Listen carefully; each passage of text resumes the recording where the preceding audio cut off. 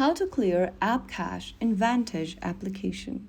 Hi everyone, welcome back to Trading for Beginners. If your Vantage app is slowing down, freezing, or not loading charts properly, then you can clear your cache, and it often fixes these issues. First of all, launch open Vantage application on your device and log into your account.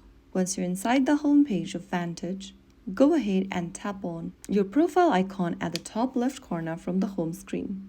Now, you'll see this page where you'll need to click on the gear button at the top right corner. From the settings appearing on the screen, click on Clear Cache and your cache will be deleted. You can simply clear your cache within the Vantage app super simply and easily.